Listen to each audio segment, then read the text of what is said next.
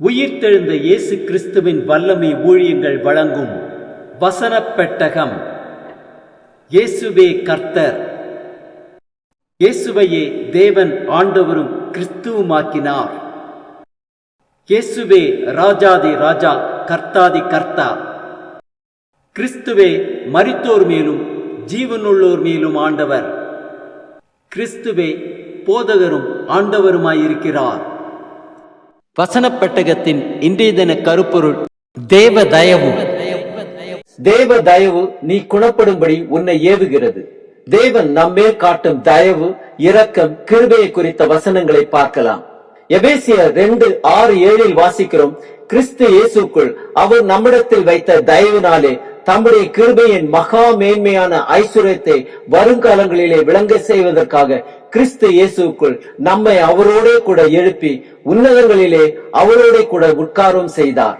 தீத்து 3:4-5 வாசிக்கிறோம். நம்முடைய இரட்சகராகிய தேவனுடைய தயையும் மனுஷர் மேலுள்ள அன்பும் பிரசன்னமான போது நாம் செய்த நீதியின் கிரியைகளின் நிமித்தம் அவர் நம்மை ரட்சியாமல் தமது இரக்கத்தின்படியே மறு ஜென்ம முழுக்கினாலும் பரிசுத்த ஆவியினுடைய புதிதாக்குதலினாலும் நம்மை ரட்சித்தார்.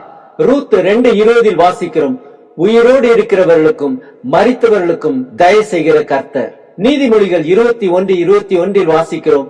நீதியையும் தயையும் பின்பற்றுகிறவன் ஜீவனையும் நீதியையும் மகிமையும் கண்டடைவான்.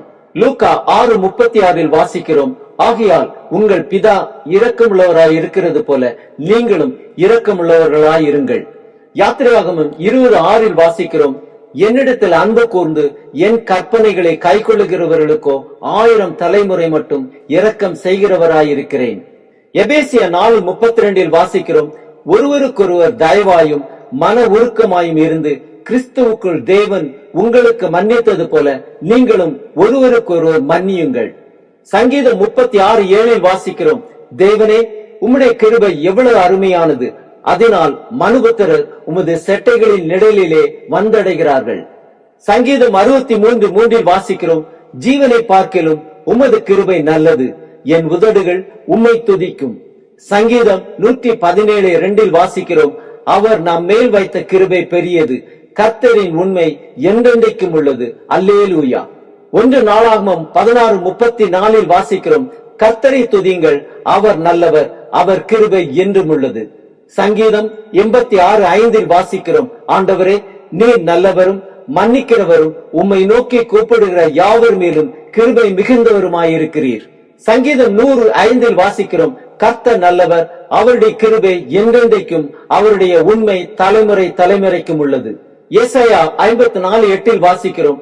அற்ப காலம் மூண்ட கோபத்தினால் என் முகத்தை இமைப்பொழுது உனக்கு மறைத்தேன், ஆனாலும் நித்திய கிருபையுடன் உனக்கு இறங்குவேன் என்று கர்த்தராகிய உன் மீட்பர் சொல்லுகிறார்.